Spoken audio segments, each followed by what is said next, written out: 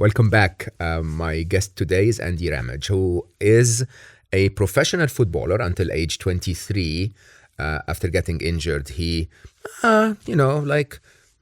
changes his career a little. So he opens two major brokerage firms that become very successful, and in the process becomes the almost the godfather, the biggest advocate, if you want, of alcohol-free living. He's an author and an activist, if you want, for the topic, and definitely one of the world-renowned coaches on how we can live alcohol-free. I am not familiar with alcohol-free topics because I have never had a drink in my life, not a single one, other than one glass of wine that my dad gave me when I was 11. Yes, Dad, it worked. And for that, I'm actually quite curious, not only about how to live alcohol-free, but why we live with alcohol in the first place. Andy, I am so grateful that you're here. I like very much what I read and learned about what you do. But before we talk about the sort of the purpose-driven part of your life, I'm very curious about that shift. I was not professional, but in Egyptian terms, I was, playing for the national team until I was 23. I was also injured, and not football, but handball. And then I remember vividly at the time how immersed I was in it, to the point that when it was not in my life anymore, it just felt completely like confusing. For you to be able to leave that and jump and do something else so successfully is actually quite interesting. Yeah, and we see this all the time, actually. I do a lot of work with athletes now. Yeah. So I'm also part of the Professional Footballers Association's business school, okay, which they've just opened for former players. And because the stats around professional athletes in general that retire through injury or through natural causes are terrible. Depression, bankruptcy, divorce, extremely elevated rates. Yeah. And I think you're describing something that I went through there was a sense of loss. I signed with my professional club when I was 10 years of age. No way. So my life was mapped out. I was always going to be a professional footballer. And I became a professional footballer. And that was my life, my love, my passion, my meaning, my purpose. And then it's gone. Yeah, your identity, your whole self is everything gone. You lose your meaning, your purpose, your means of income, and correct, your identity overnight in a flash, either through injury or through retirement. So I think that's why so many people find themselves lost. And having gone through that at a young age, the irony is, like many of these things, I think it was the best thing that ever happened to me. I think it made me so resilient because it was really hard to come back from that. But I did, and that then I think made it so much easier for me later in my business career, having been through that process. Have you actually gone to the depths of it, like rock bottom, depression, or I wouldn't say it was anything clinical, but there was definitely that sense of loss, and it happened to me twice. So I got released at age 18. So at 18, I had to more or less queue up like the X Factor outside the manager's office. That's how brutal it was. And they were either going to make my dreams or break my dreams. Oh. Because I was going to walk in there and I was going to become a full professional, or I was out on the streets. And we queued up literally one by one. We went in, lads coming out, big, strong young men in tears, dreams shattered or dreams made. Mine were shattered. Oh. I was told I wasn't good enough. So that's in my story. I then came back from that and said, I'm going to prove you wrong, which I did, and then found another professional club and played in the league and scored in the league and achieved all those dreams, and then got injured. So I went through it twice in the space of about 2 or 3 years. But again, back to my point earlier, I think, those massive monumental moments in your life very often are the making of you if you come out the other side of them, with the right mentality. And I think I did. What do you think is the difference between those who completely collapse and those who actually collect themselves and reinvent themselves? Yeah, it's only now I think I can look back and understand that. And a lot of that goes back to what you've done brilliantly through Unstressable and Stoic Wisdom. I think it's the stories that we tell ourselves, the narrative that we put around those moments. It could be a narrative of, I'm not good enough, I'm never going to earn any money again, I didn't focus on school, I'm doomed. Or it could be, actually, I've just had this incredible experience and it's probably going to be a massive door opener for me because I've achieved something that most boys and girls would absolutely love to. And I think, yes, there was a bit of loss for me, but then I bounced back quite quickly from that. And maybe that was a natural thing for me in my mind, but it was very much, I've just had this brilliant experience. Now I'm going to go and really enjoy myself because I don't have to worry about training for football anymore. Okay, I'm going to stop you there because you make it sound easy. Yeah. And by the way, it is brilliant. It is actually the way to look at it. Huh? It's, and it doesn't matter if it's football or a breakup or a job or a book that you write and everyone hates or whatever, right?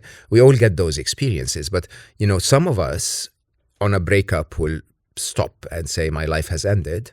And some of us will go like, woohoo, I'm free, right? I can sort of go out again and find myself in another experience, right? And there is, I don't know. I mean, I don't know what defines someone who becomes this and someone who becomes that. It's not just the stoic view of like, this was wonderful, let me start again. I think there is a deeper thing about maybe comfort with what's familiar versus love for adventure or change. Maybe it's a bit of it doesn't feel comfortable here, so I'm going to leave. While like my wonderful wife is a therapist, so she teaches me all of that stuff all the time. How some of us will go like, look, it feels like shit right here, but it's familiar. I'm okay with familiar, regardless of how bad it feels. But there must be a secret ingredient, something that makes you keep trying to change. Yeah, I think humans in general are so scared of change. As you described there, people will stay in relationships that don't serve them because the fear of ending that relationship outweighs the pain of staying within it. The same with people in careers. We see that all the time, don't we? W.H. Auden, the brilliant poet and writer from many years ago, a clip of what he says was, we would rather die in our dread than change. And I always love that old English way of saying it, but it's so true. People get stuck in their habitual behaviors, in their careers, in their relationships, because the fear of change for a lot of people outweighs the fear of staying. So maybe, the adventurous part of me quite welcomed the opportunity to change. And actually what it did, it forced change within my life on numerous occasions. So maybe that was something that helped me do with those. And I think if there is a secret source to these things, it is practicing change. And I think a lot of adults especially get so comfortable, they get so stuck in their bubble, as it were. Their safety blanket gets bigger and bigger and bigger, and they're not used to change. Whereas I think when you become a bit more courageous as an adult and you take on new challenges, and of course life's going to throw its own curveballs, you actually become better at change, which I think builds resilience. It's interesting that you look at it as a skill, almost like, as practicing your kick or something like that, right? And it really is quite true, I think, because when you said that, I looked at some parts of my life where, I had a friend of mine. Most of my friends are math geeks like I am. So he came to me one day and he said, just out of the blue, I have no idea why he said that. He said, oh, by the way, I was thinking about you, and 63% of your life you've spent in hotels. And I'm like, why would you tell me that? Like, why did you even bother with the math? But then I sort of did the math myself. And at that time, it was very true, actually, because of my career and so on. And in a very interesting way, it's a very lonely life. In a very interesting way, it's a life where you have nothing that is repeated day over day, right? It's different people, different city, different bed, right? Different working hours, different sleep patterns, different foods, different everything. And somehow when people look at my life now, which is also not a very comfortable life, they think you're mad for the amount of travel that you do. And I'm like, this is nothing. Like, you have no idea how it used to be. It becomes so much easier. You sort of like almost develop a muscle. Yeah, I think like everything in life is a skill. I always put it like that in my mind. From confidence to change is a skill. I've just come back from Athens. And really to walk in the footsteps of Socrates, who I loved. And he has that real philosophy around the life unexamined, and a life worth living is one that is examined. And I think so many adults are stuck in that frame where they actually just don't ask themselves questions enough around their life and the way they're showing up, or even doing the maths around, the amount of time they're traveling and actually thinking, well, actually, that might be a good thing, or it might not. I think too many lives go unexamined. So again, back to my own personal philosophy, I love that. I love asking questions of myself and trying to figure out, is this the best way to do it? Is this optimal? I don't know. Unless we ask the questions. Big questions in your life right now. Actually, when you just said that, massive question in my head is, so I lived my creative life like an executive, which is so wrong. I see that now. So I am a creative by definition. I'm no longer a business executive that people will show up at my office, at certain times, be given 25 minutes for a meeting and then go. I may literally in this middle of this conversation, I may be inspired to write about something, and I'll probably have to tell you, hold on, I really have to take a note of this, right? And it's just all so random. And that idea of living the life of a creative in the schedule or calendar of an executive has been killing me for a while.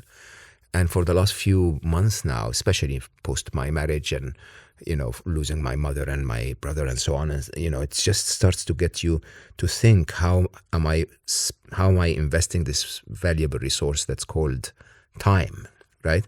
So that's the biggest question on my mind now.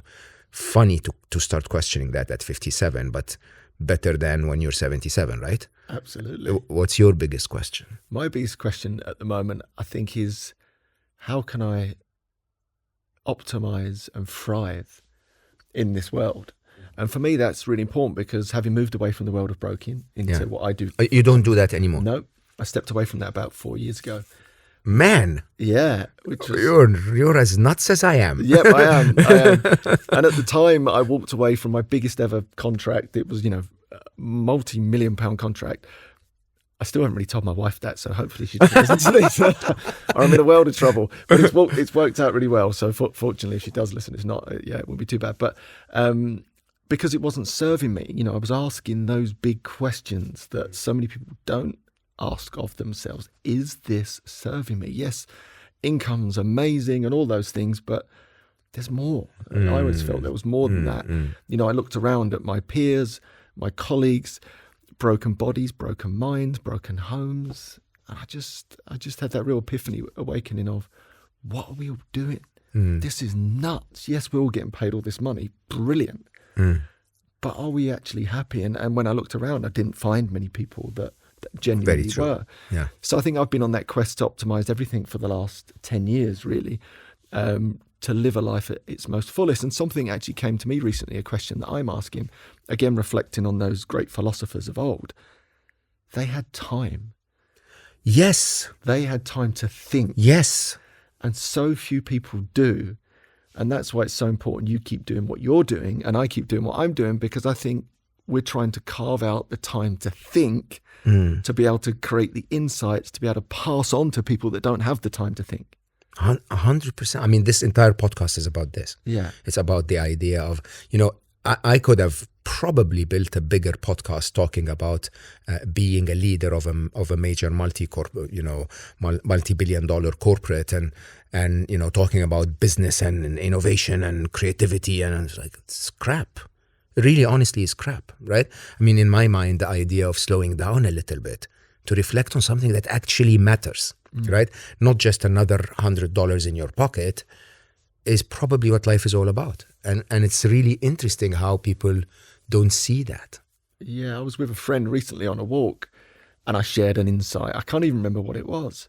And he paused and went, "That's unbelievable. No one's ever explained that to me like that." And he went, "But you've got time to think. I don't have time." And again, it just reiterated that point that I think those like ourselves that have taken huge gambles in our life and walked away from big, corporate careers, whatever it is, to go and pursue these creative arts. I think the whole idea of that is that we can create time for ourselves to do that deep work. So what's your time practice? Like, how do you allow yourself free time? Morning routines for me are huge. Yeah, huge.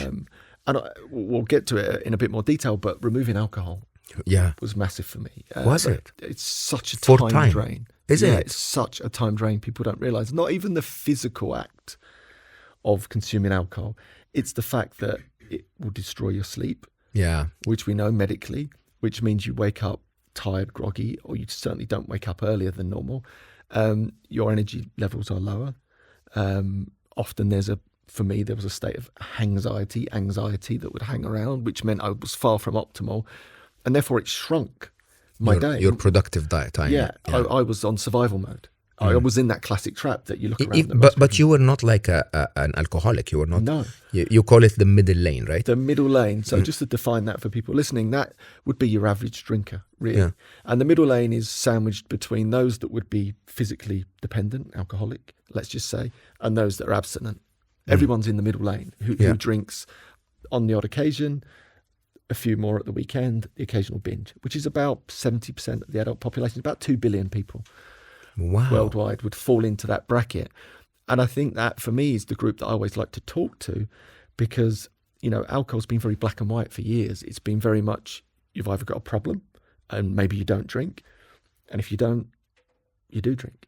There was almost no questioning around that whole bit in the middle. So everything I say really is aimed to the average drinker, because I think it's the average drinker that's suffering in many ways the most, because they're unaware, completely unaware, that those couple of drinks in the week, those couple more at the weekend, are having this huge impact on their time, for example.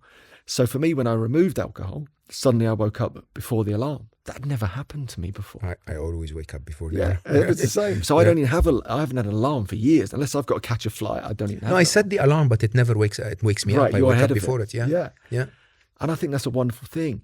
And what I started to find was the energy started to come back into my life, the time, because I started to wake up early. So I would get up at 5 a.m. This was just a new thing to me. It just didn't exist in my life. I was like, who gets up at 5 a.m.?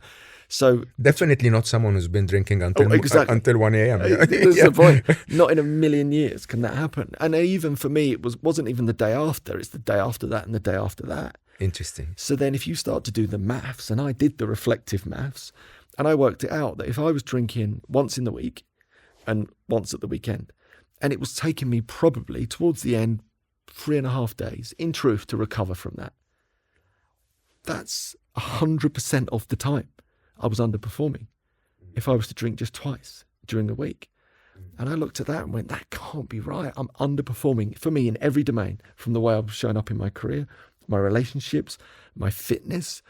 So if I removed alcohol, I got this glimpse of this optimal performance that was underneath, and time was one of the huge, huge wins that I got. So that 2 hours a day, bearing in mind I left school at 16 to pursue the dream of playing football, I did a degree, a master's degree, started 3 different businesses, wrote 2 books, all before work.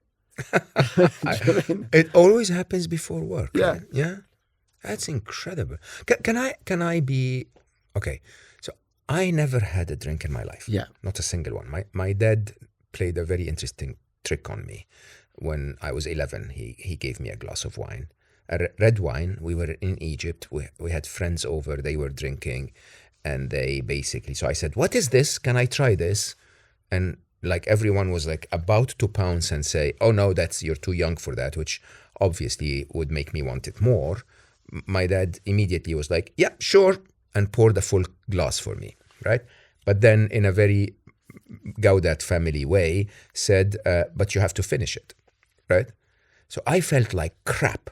I was really, I can vividly remember how I went to their bedroom, my mom and dad, and I lay on the bed, and I was in so much, fog in my head, and it all warmed me up.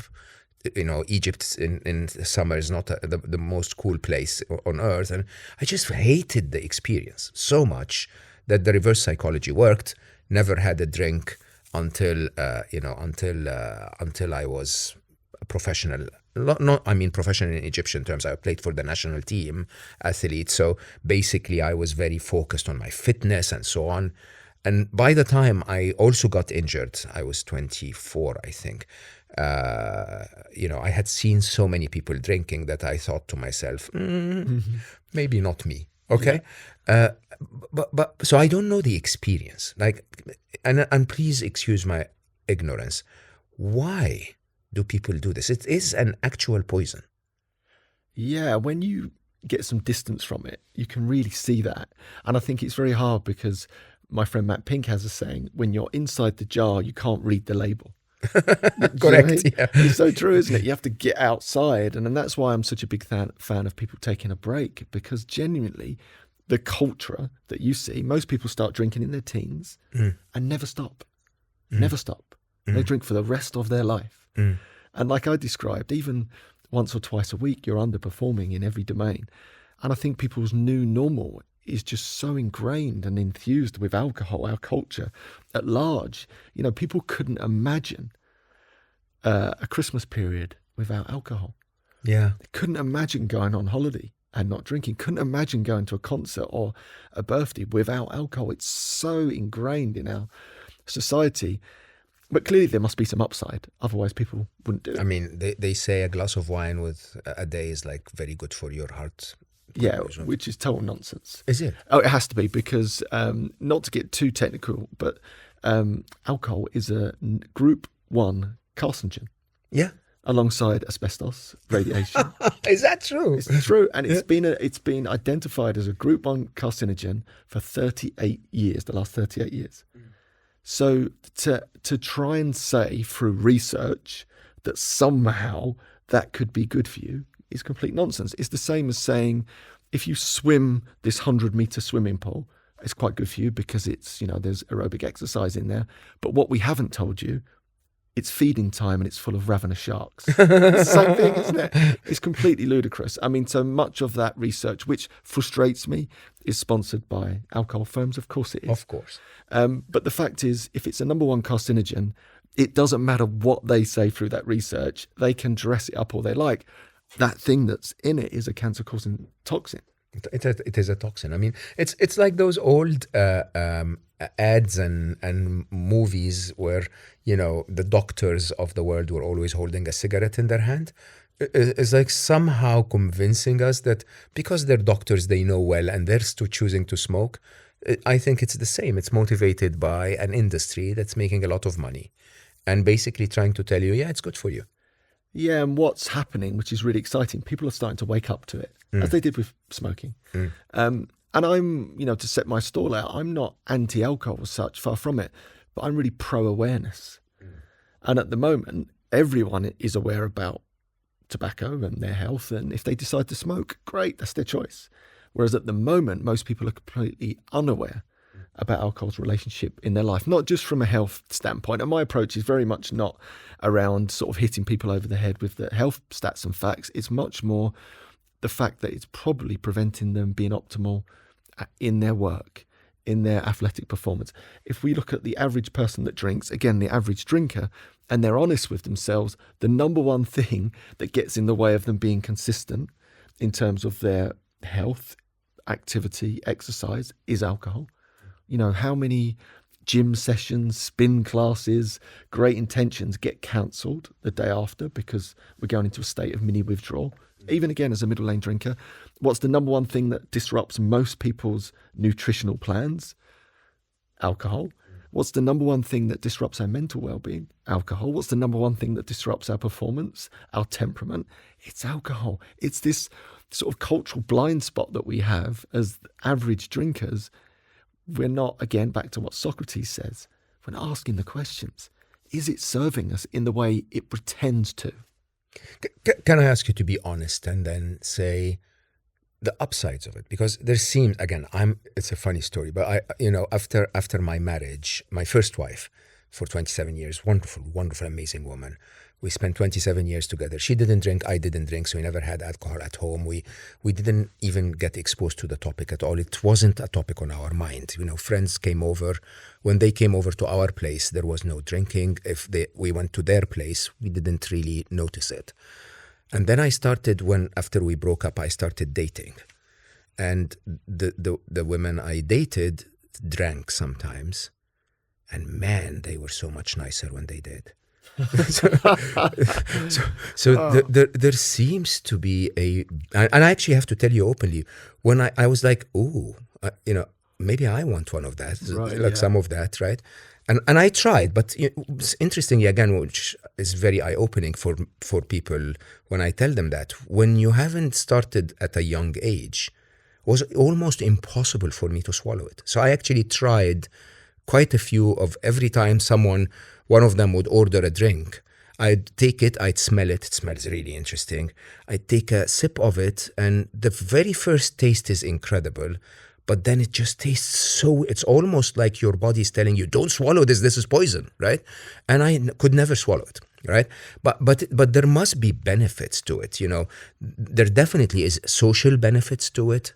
There definitely is sort of like, you'd be a little isolated if you don't drink in a society when it's typical and so on. What just for the devil's advocate point of view, what do you think are the upsides? Yeah, I think the social aspect is huge, really, for lots of people. And I think we live in a society now that's so geared around alcohol. Yeah. It's just got a lot easier, though, which is great because of alcohol-free drinks now, I think has really changed the landscape over the last 4 or 5 years. I'll come back to that.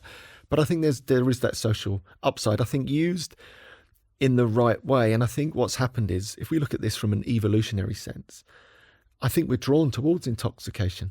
As humans, I think we are. Is that true? Yeah, and there's some great sort of research and literature around that, talking about intoxication being almost the fourth drive of being human. Since time began, I think we've been interested in altered states to find meaning and purpose, whether that be mushrooms or certain plants. And I think even through our evolution, we've always had these opportunities to get intoxicated, again, be it mushrooms or plants or a harvest festival. But it was very infrequent. It might have been once a year at a religious festival, whereas what's happened over the last 30 years especially is 24/7, 365. And I think our primitive brains cannot handle that at all. So yes, there's those pro-social benefits that I think at one point were probably really beneficial. Whereas now I think it's coming back to bite us because we live in this world that's so awash with alcohol that it's moved away from let's get together with a group of friends and, have a drink that is probably, in terms of its strength of lager, much lower, it used to be, or wine, and actually really come together and celebrate and connect. Whereas now people are plonked in front of the TV on a Tuesday night because they're a bit stressed, drinking half a bottle of wine. Wow. Like on their own or, just with a partner but not communicating and then suffering all the knock-on consequences of that. So I think some of the natural upsides are not really being used in the way that they were once used as natural, social glue, as it were. Also what it does, because it disrupts our neurochemistry, it's a drug like all the other drugs. So is it an addictive drug? Would you consider it that? Absolutely.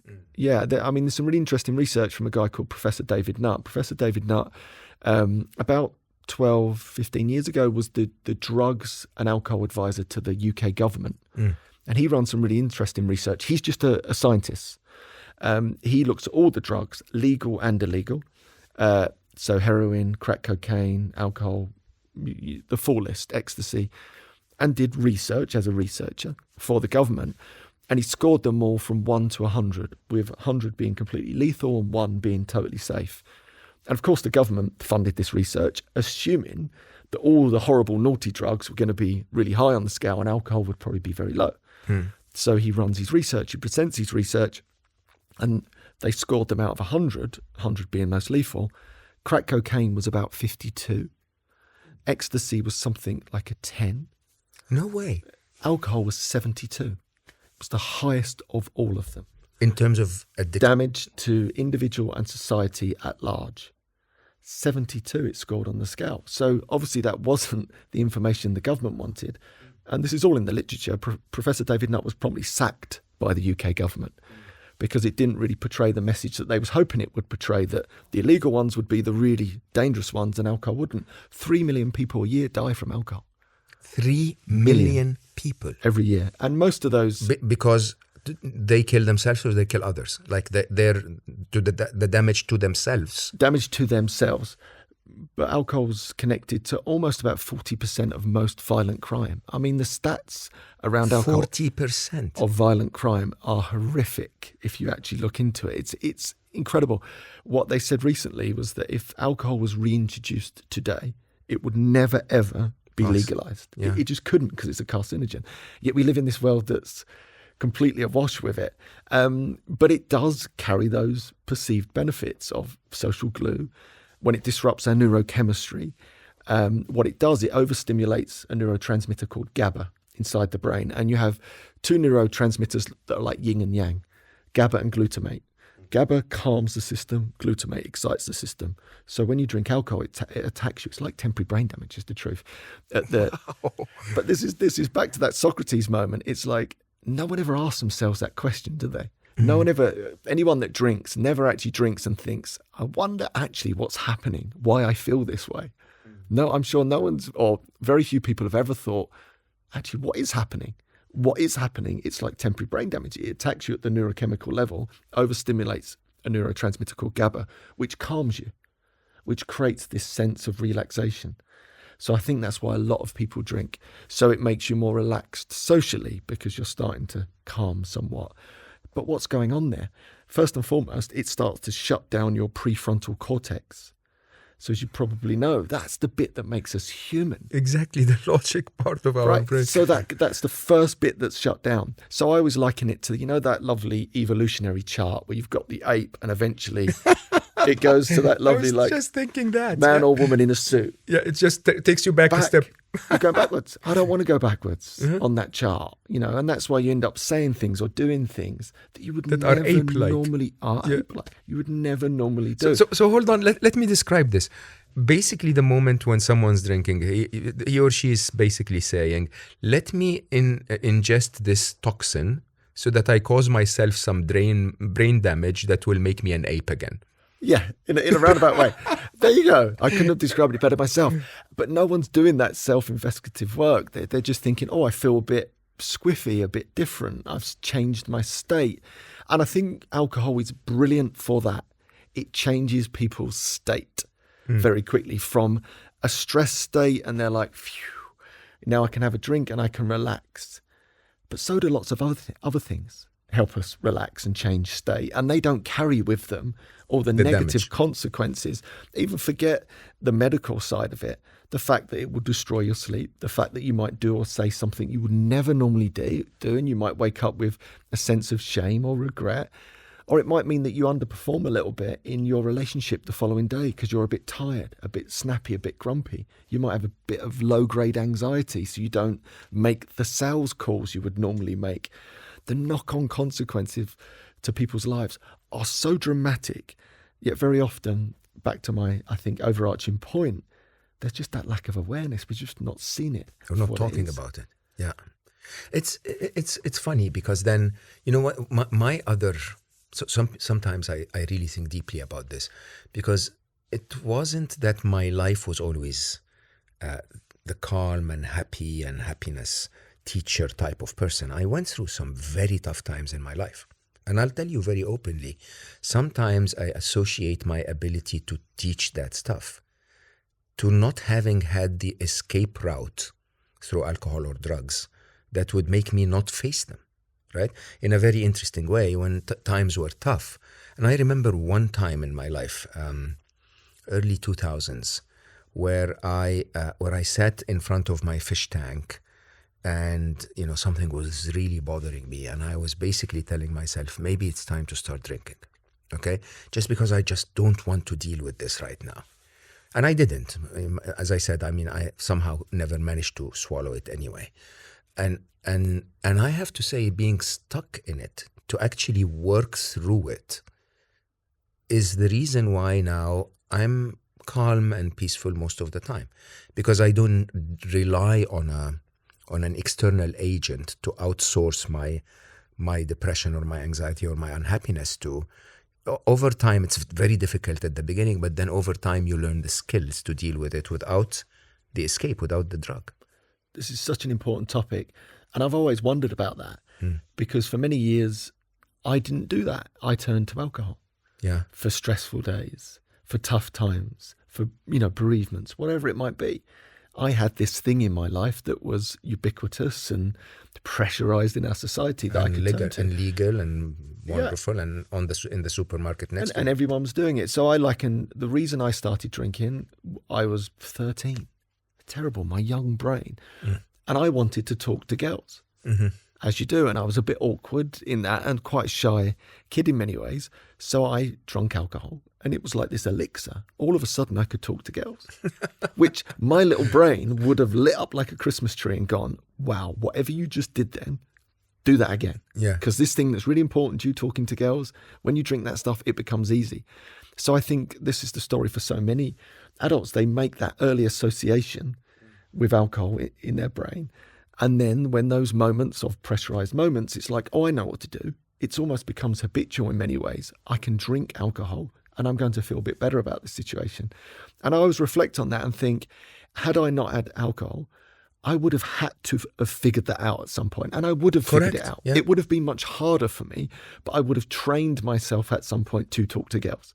Interesting, yeah. And then I would have kept that for the rest of my life, that skill of talking to girls without alcohol. I had to wait till I was mid-30s, happily married and all those things. When I removed alcohol, I had to retrain myself again to deal with stressful events, to socialize. And I liken it to yourself, and that's why this is a lovely conversation. You had to do that organically yourself, and it made you a stronger person for it, I think. So there's lots of people now that would drink and they become a bit of a slave to it, even as a middle lane drinker, because they haven't trained themselves to deal with those situations, to have fun, to socialize without it. Yeah, again, that's such an eye-opener for me, because, you know, I'm not the guy that dances at parties and weddings. I don't dance, and I never trained myself to do that. There's something in my young years where I was a really good dancer, and then I think the corporate world screwed with my mind. You know, when you're the manager of a few people, you want to always look like you're in control somehow. So I lost that rhythm. And a lot of people go like, one drink and you'll be like Michael Jackson, honestly. And I'm like, but I don't need to be that way, you know. And there is an interesting side of, maybe if I want to be that, I should learn. I should just go take a dance class and basically become better at it. But you have to admit that this puts a lot of weight on trying to be alcohol free, because it's not just like I'm going to stop drinking, which honestly for a lot of people, you know, is a pleasure. But if you have one drink, it's nice, it's fun, it's, you know, like there is little harm, even though there is a bit, but there is a lot of upside, right? But now you're saying, and by the way, also, it's not just that we're not going to remove the fun, you're going to have to train yourself to find the fun without it. I think that's probably the biggest motivator not to stop. Yeah, and this is it's so funny you picked up on the dancing thing, because my number one fear when I came to this, so, you know, mid-30s, and classically, and I think this is a story for many people that drink in the middle lane, I wanted to optimize my performance. That's what I was in search of, optimal performance. And I looked at nutrition, and I was inconsistent with that because alcohol. I looked at movement. I looked at meditation. The last thing I ever considered removing was alcohol. It was so part of my identity. And I see this all the time. People are doing ice baths and they're doing all these wonderful things. But the one thing they're not even considering is alcohol, which is the place where we should all begin, in truth. But my number one fear, and I had lots of fears, for example, would my wife run off with the postman that still liked one or two drinks? Because suddenly you're not that nice anymore. Yeah, like where's fun time 4 pints Andy gone? Yeah. You know, I've got to stop telling that joke, because my wife's like, at one point, the postman's going to listen to one of your podcasts and he's going to think he's got half a chance. So, but my biggest fear, and this is true, was how the hell am I going to dance at weddings? That was my biggest fear. And I always joke about it. My number one fear was, how am I going to do that? As a, you know, middle-aged ginger guy, I'm not even sure if that's legal, let alone, you know, if that's going to be able to happen. And I genuinely joke about it, but it's true. In my mind, it was like, hold on, but if I stop drinking, it's not just a stopping drinking thing. How can I do those things, dance at weddings? How am I going to be able to spend time with my friends? And that fear, back to what we said earlier, that fear is so overwhelming for most people that they're never courageous enough to make that change. And for me, that was the hardest part, dealing with those, going to the first wedding and not drinking and dancing. And Did you dance? I did. I just tell them to f*** off, basically. Yeah. See, I've danced. It's not pretty. It's not nice to look at. But it wasn't pretty when you were drinking. Exactly. I just didn't know because I was halfway back down that evolutionary chart. I didn't notice. But I've done it now, and I've got a wedding this weekend coming up, and I will deliberately, just for me, I don't do it for anyone else. I do it for me. I'll go and I'll throw some shapes on the dance floor. It won't be nice to look at. But just to remind myself, I can do challenging things. You know, and I've demonstrated to myself that I can have more fun than I've ever had whilst not drinking. I'll tell you a nice story. My best friends are Irish. They all like a drink. All the lads like a drink. So when we get together, we try and do something a bit different. That's not just, let's go to the pub. Like I did with them for years. That's what we did. And we enjoyed it. You know, I've got no regrets. So we went on this trip to an island off the coast of Ireland called the Aran Islands. And we'd arranged mountain biking. So the lads were arranging things for me to do, really. The usual story. So we get off this little boat on this tiny island, and it's typical Irish weather, sheet rain. You cannot see for the rain. It's 10:30 in the morning. The lads are like, we can't do the mountain bike it. The only place that's open is the pub. I'm like, you know, my heart at sinks. 10 a.m. in the morning. Oh, no, here we go. And I don't blame them because there isn't anything open. I sit down. It's still raining. 2:00 rolls around. They're singing in the pub. They're on the chair, you know, the usual. And it was fun up until that point, and it was starting to not become fun. Anyway, I see the clouds part. The sun comes out.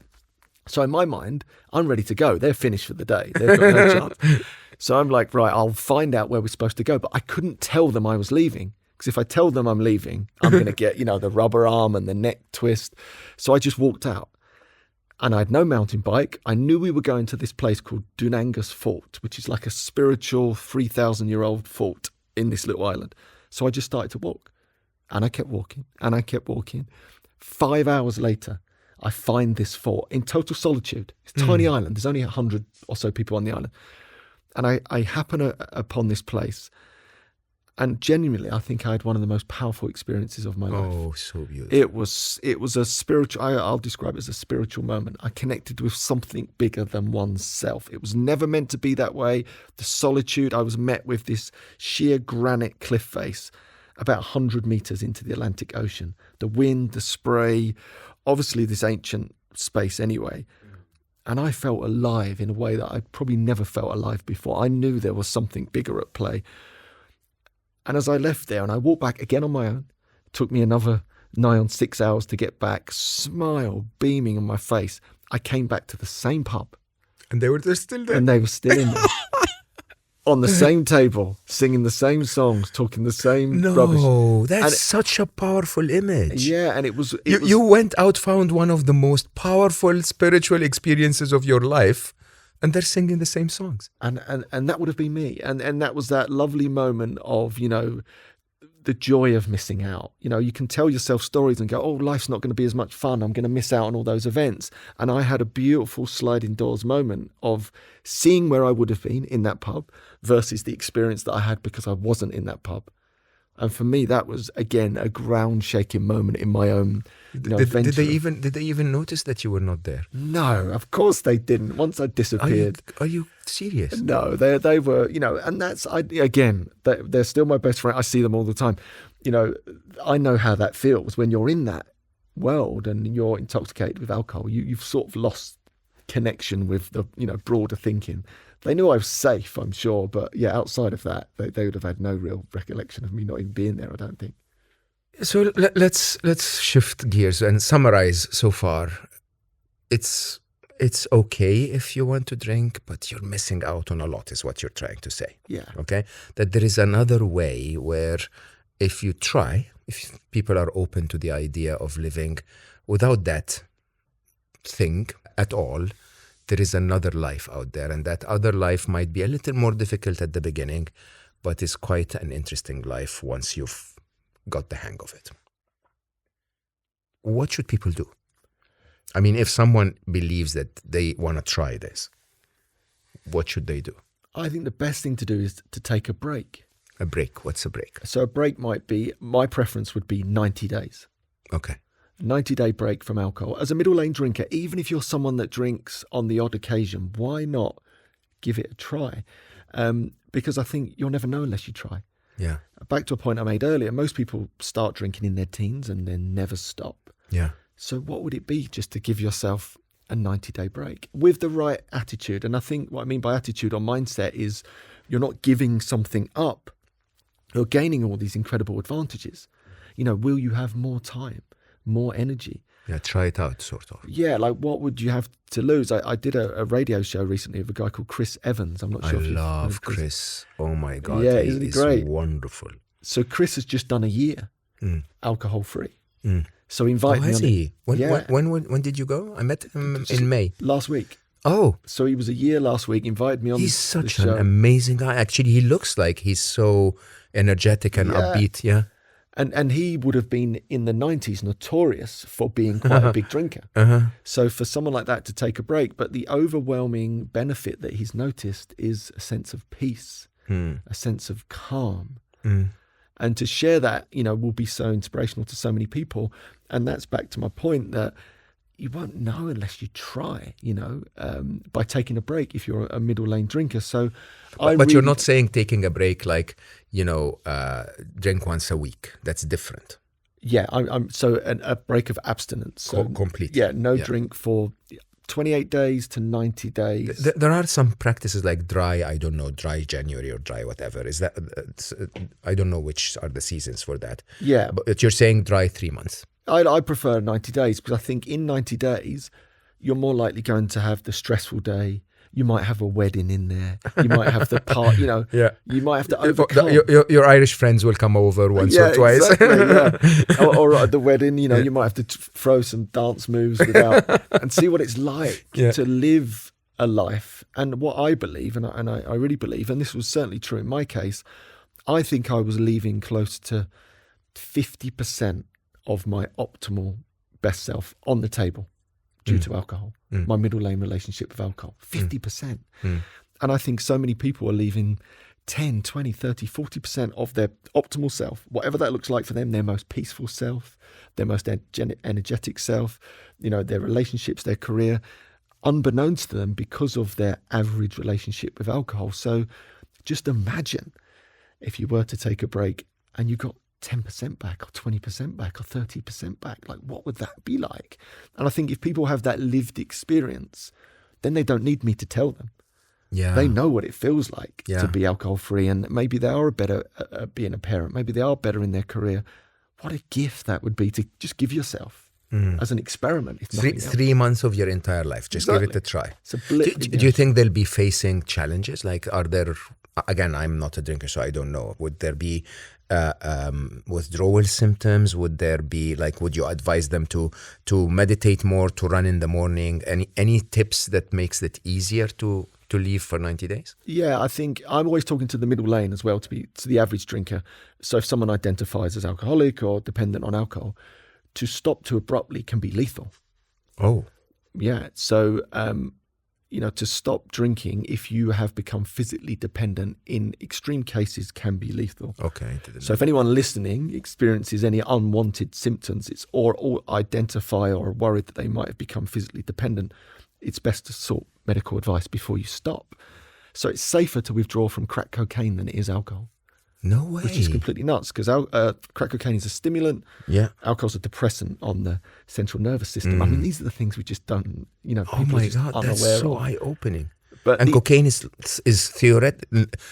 advertised as one of the most addictive substances out there. Yeah, and I think people don't realise this. Of course, for the average drinker, it's perfectly safe. You might go through the odd, slight tiredness, headaches, like you do if you remove other Coffee. Yeah, for example, and I have that with coffee. So most people will be absolutely fine, but just to say that out loud. But I think with that right mindset, one of the greatest things you can do is leverage the time that you get.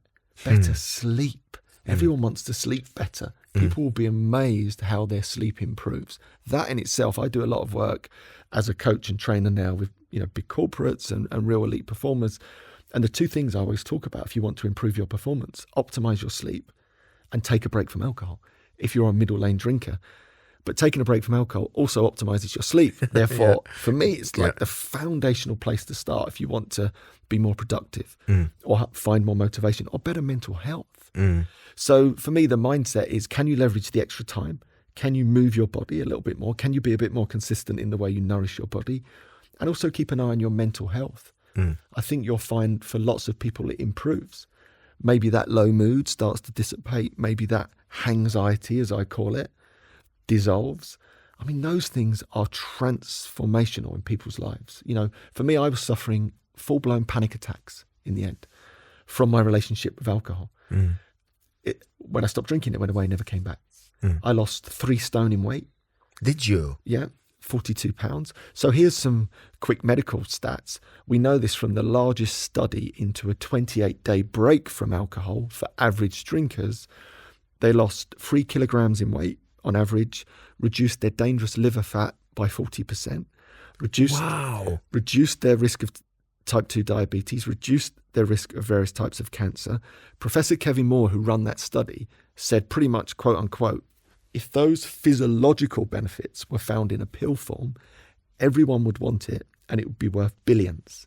And that's just a little snippet of the physiological, let alone the psychological. More time, more clarity, more peaceful.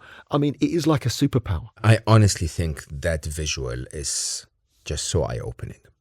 Basically, if they told you there is a pill that can give you better sleep, more productivity, reduce your fatty liver, exposure by 40%, and lose 3 kilograms, everyone will buy it. And there's side effects. You feel happier. You've got more time. You've got more energy. I did a TEDx talk called The Limitless Pill. There's a famous film with Bradley Cooper called Limitless. If you remember that film. And for me, for the middle lane drinker, to take a break is like taking that Limitless pill. I really believe that. The benefits that you will get. Wow, the visual is so powerful. Yeah. You know what I've been going through is the same with sugar, by the way. So to me, I've completely stopped sugar thanks to my wonderful wife, who basically, I was in so much pain, and then I decided, I my joints were inflamed. That's so much inflammation.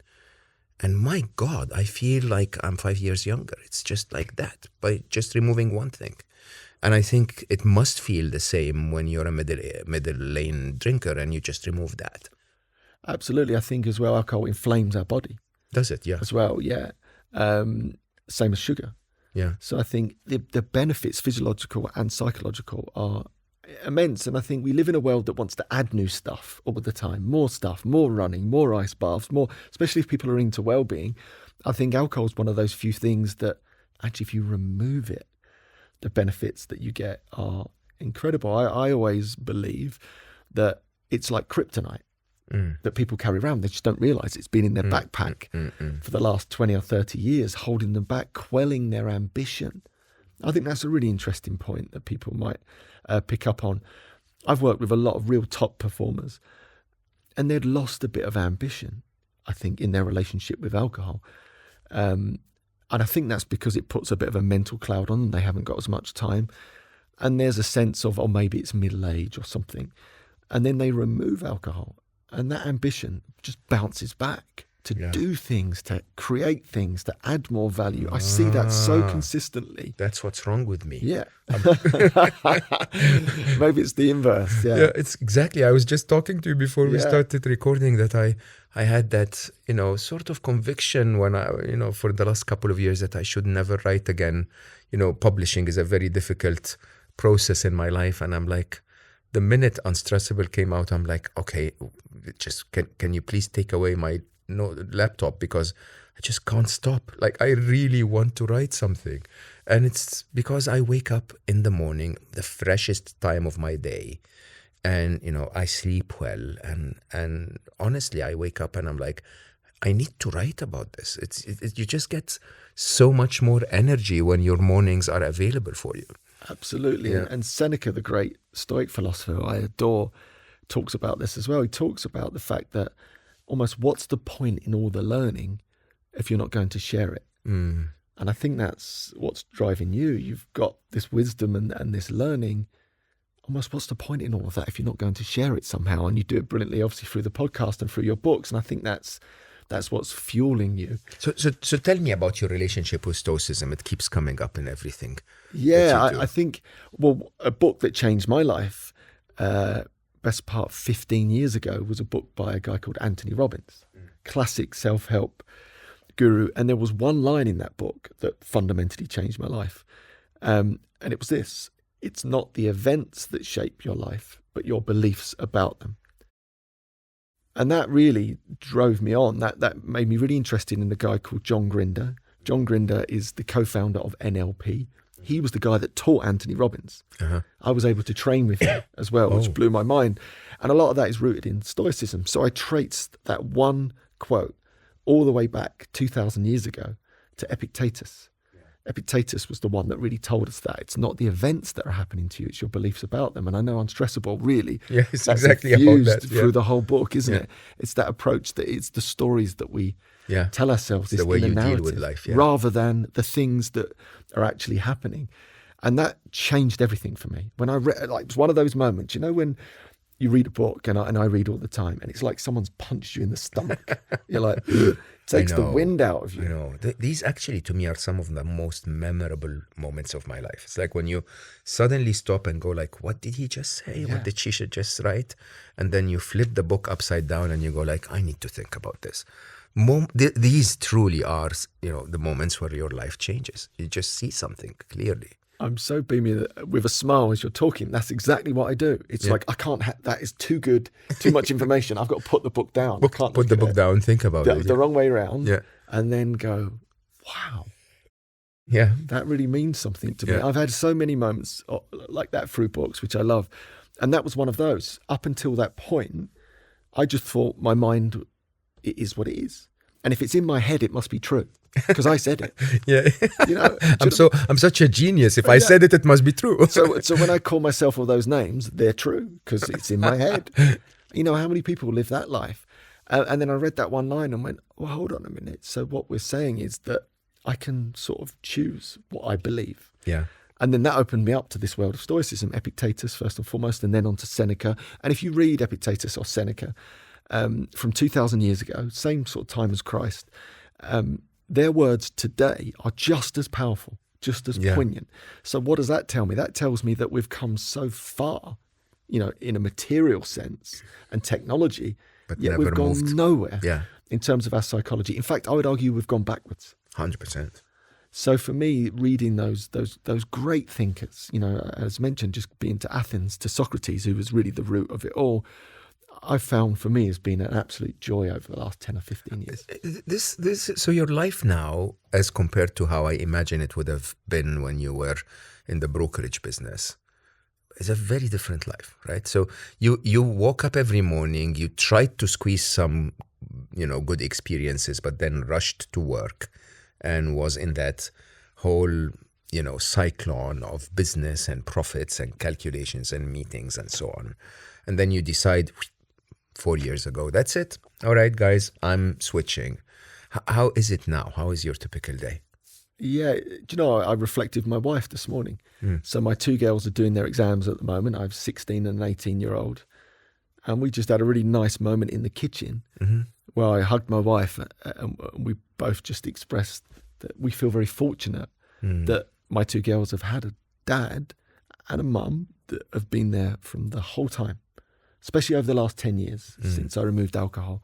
Always been present with a nice energy. It's beautiful. And peaceful and calm. And they're all the years you'll never get back. That's so beautiful. And that was this morning, like to be able to hug my wife like that in and around my girls and feel that sense of gratitude that I've been totally immersed in their life. Like that for me, you can't buy that. That's a billionaire. Yeah, exactly that.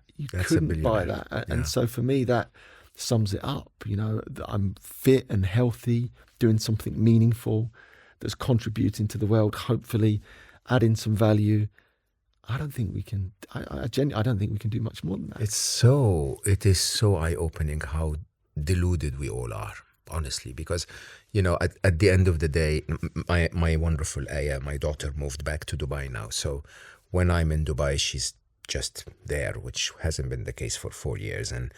And yeah, honestly, you just keep thinking, oh, but, you know, I have to do this and I have to record that and I have to write this. And I just need a hug, honestly. And, you know, if she comes over and we chat, and it's just the most wonderful time ever. And it's funny because somehow when you're in that moment, you go like, yeah, that's what life is all about. But when you're not, you're rushing around like a maniac trying to do all of those stupid things and never really thinking that this stuff matters. Yeah, so powerful. And again, I think that was Stoicism that really brought that home to me. And even, again, immersing yourself in ancient history. Just been reading a lot about the ancient Greeks. Life was so brutal.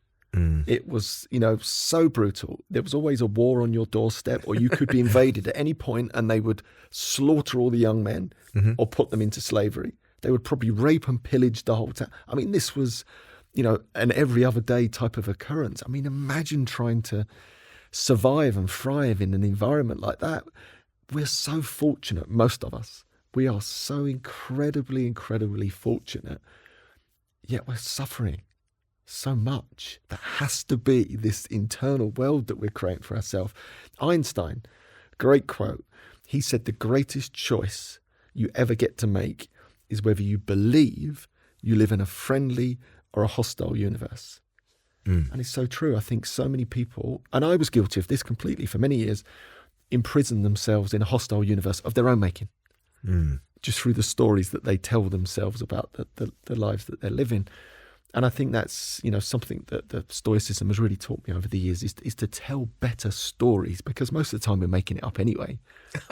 It's the truth of it. So you might as well make up a story that's nice. Exactly. If it's made up anyway, and that for me has been a real revelation. This is definitely worth a moment of silence to think about. It is, some people will say, but what about all of those who are suffering? Because there is so much suffering in our world today. And I have to say, I struggled heavily. I still do, probably, because of the impasse side of me, which is just unable to accept that there is so much injustice in the world. So, how do you find gratitude for the blessings you have in your life without losing the compassion for all of those that are going through such tough times? Yeah, and it's a beautiful reflection.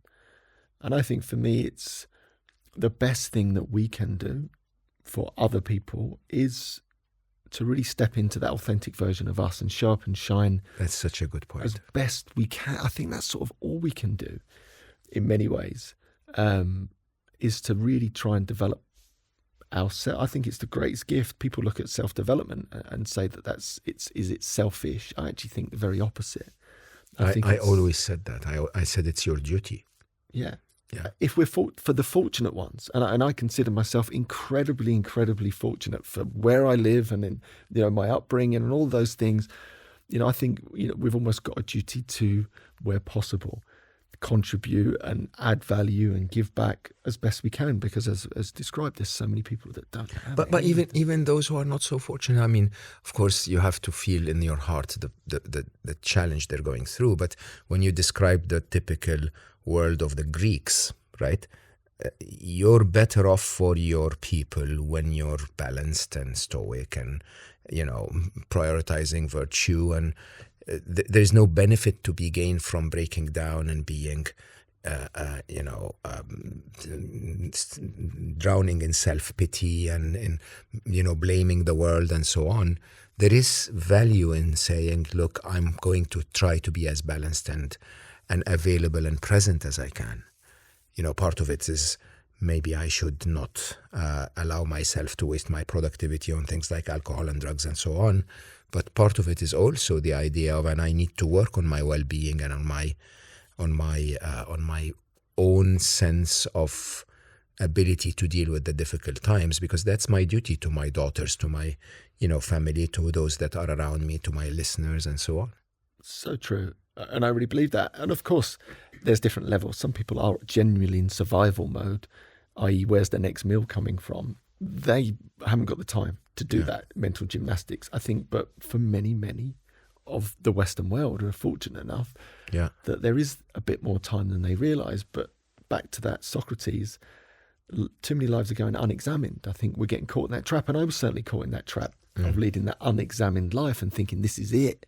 And I was terribly unhappy and unmotivated and unfulfilled, even though technically from a material sense, I had it all, but underneath was hollow, you know, a hole in my soul, as it were. And it was the quest to try and figure that out, which hasn't been an easy one. Now sees me in that place where I can describe that moment this morning with my wife. And I think that is an adventure that I hope more people are courageous enough to go on. Can I ask you about the governance, the societal side of all of this? Because it shocks me. I mean, it's been a topic on my mind a lot recently, since 2023. The idea that a lot of what we're told life should be like is sort of fed into our heads by someone with an agenda, right?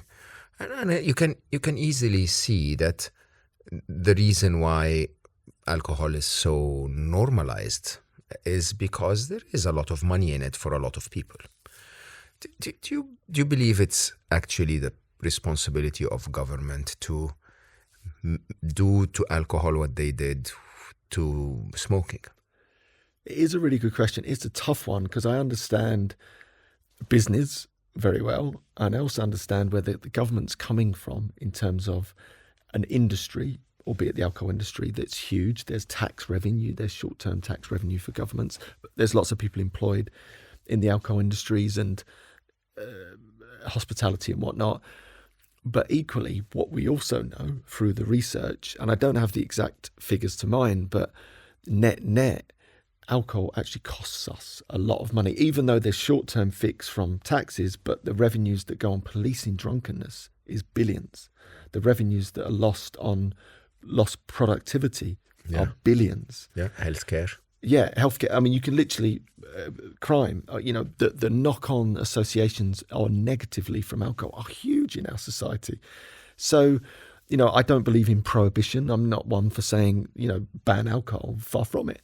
What I would really like to see, and this is where the government definitely has a role, and they've totally been dragging their feet, is just to make people aware. Yeah, people are just unaware. Yeah. I'll give you a good example of that lack of awareness. What we know is that alcohol's directly linked to breast cancer and many different cancers, but only 1 in 4 women, and some would argue 1 in 5 women, are even aware there's any relationship. I was not aware there is any. Yeah, so this is my point. So those things I think the government are doing a really poor job of. I think they could make everyone aware and then let them choose. That's where I'm coming from. Make everyone totally aware, like people are aware of smoking, and let them choose. I think that's the approach we should take, and that's not happening. And why is that not happening? Again, because we have very big, powerful organizations that do an incredible job of, getting their product into the right places, and also, making sure that they're involved in government and, lobbying and all these associated things that allow them to do their business, which is to sell their product. And advertise it as well, and I mean, which is quite shocking, in comparison to the tobacco industry, which I think the very first move against the tobacco industry is you're not allowed to advertise the way you have been. And it shocks me every time I'm in London.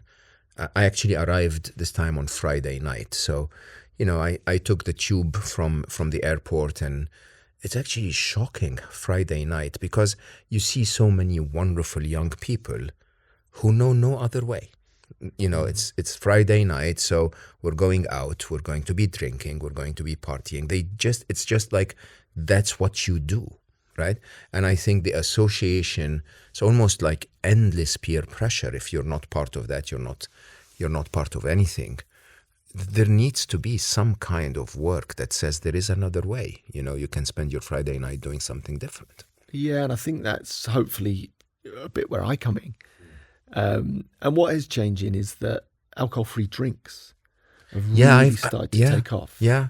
And they're great. I love them. We've got in the UK Lucky Saint, which is a great brand that have done a brilliant job of getting Lucky Saint into many establishments, restaurants, bars. Athletic Brewing in the US does a great job. And that's really starting to change the game a little bit, because now there is a new story. There is a new way to socialize. I socialize with alcohol-free drinks all the time. I really like them. I really enjoy them. There's placebo with it. It feels grown up. I mean, 10 years ago when I got into this, that just wasn't a thing. Yeah. It's only really become a thing in the last 4 or 5 years. That part of the industry has grown 500% over the last few years. It's the fastest growing part of the drinks industry. So what's happening now, they're able to advertise their 0%. So it's starting to tell a different story. There's some conjecture, is that just a brand advertisement for the 0.0, but really what they want to do is sell the full strength to people. There's a bit of conjecture around that. I'm going to take the spirit of that spend, that advertising dollar, which is trillions, is now advertising something slightly different, which is 0.0, which has been brilliant for the alcohol-free movement. So the tide is starting to shift a little bit. We're seeing a dramatic rise in apps. Like I have an app called Dry with 2 Ys. Communities coming together, sober events. We have a sober festival called Dry Fest on June 22nd, which is alcohol-free, a festival that doesn't involve alcohol. There's lots more things starting to happen. There is a new story starting to be told. And what's really interesting, lots of younger people, more than ever, are choosing to not drink. Yeah, it's the in thing. It's that, so I've got an 18 and a 16-year-old, so they're right in the heart of it. And a good example of this, a couple of years ago, my now 18 went to a birthday party. And my house has always got alcohol-free drinks in it, alcohol-free beers and no seccos, which are like Prosecco, but alcohol-free. So my daughter grabs one of these bottles to take to this party. Now, in my mind, as a 16, 17-year-old, had you turned up when I was a 16 or 17-year-old with a thing that didn't have alcohol, and you would have got mercilessly ribbed by everyone, right? Yeah. So I was worried for her, thinking, is she going to get the mickey taken out of her? She's probably the only one with a parent that doesn't drink. She goes off to this party, comes back, and I was like, how's the party? Oh, brilliant. And I said, what about the alcohol-free drink? She went, oh yeah, loads of kids had them. Oh. And I was like, wow, that is a cultural turning point right there, because their parents are not 100%. involved in the whole alcohol-free movement, right? They've just got, normal parents. So lots of kids turned up, popped the corks, poured these drinks out, but no alcohol in them. And I think what's changed probably for the younger generation, which we didn't have to face, were phones. So in my youth, we all did things and said things that, had they been recorded, would have been awful, right? It's the truth of it, because that's But no one was there to see them. No, That's why I didn't drink, because people don't remember what they used to do when they were drinking. I'm like, guys, you don't understand. I really don't want to be like that. Oh yeah, yeah, exactly. But now you can imagine it is recorded. Yeah, because you kiss the wrong person, or you say the wrong thing, or you fall over. It's on someone's phone that you could go to school the next day, and not just your school friends, but their friends and their friends. I think that's become quite a big deterrent. That's so interesting in many ways. I mean, I don't have any science behind that. That's more an assumption on my part, being immersed in it. But so I think there's a real cultural shift. So it's almost like there's a pincer movement going on, like there's this band of alcohol-free adventurers. There's the younger people coming through, and we've sort of sandwiched this big group, probably between the age of 35 and 65, that are really stuck in this old way of behaving around alcohol. But it's changing, and it's really exciting to see it change. I've had 10 years at this, and I've never seen, in all my years of doing it, like the movement grow like it's growing now, which is, for me, is just a joy. That's very, very good news to hear. I think there is, as you rightly said, in my mind, at least people should be aware that this is an option, and that it's an enjoyable option that comes with a lot of upside. So, yeah. I enjoyed this very much. I think we should have had a couple of drinks. So alcohol-free ones, alcohol-free ones, yeah, absolutely. I really thank you so much for being here. This was a wonderful conversation. I enjoyed it very much. Thank you. Yeah. And likewise, allowing me to share on this platform and spend some time with you has been an absolute honor. So thank you very much. Absolutely. And for all of you listening, I'm nothing against alcohol, but I have to tell you, my life experience without alcohol has been quite rewarding in many ways, owing to not having alcohol in my life. And I don't think there is any prejudice here, but I really like the idea of giving it a try. Like, take a break. 90 days of your life is not that much. Take the most boring 90 days and just try to live without alcohol for 90 days. I think it's if nothing, it's going to be just a very eye-opening experience. You may perceive getting together with friends and, the whole process of, how you socialize and how you wake up in the morning, and a lot of other things will feel quite a bit different. Interesting idea. Whatever it is that you do, what I insist on is alcohol or no alcohol, take a little bit of time to slow down and reflect on those interesting topics that we sometimes are not aware of and we take for granted. Once again, I thank you so much for giving me the opportunity to meet the most interesting people on earth and talk about topics I never thought I would talk about. Do share with others, subscribe and watch us on the different platforms and do all of that stuff that people do on social media. I love you all for listening, and I will see you next time.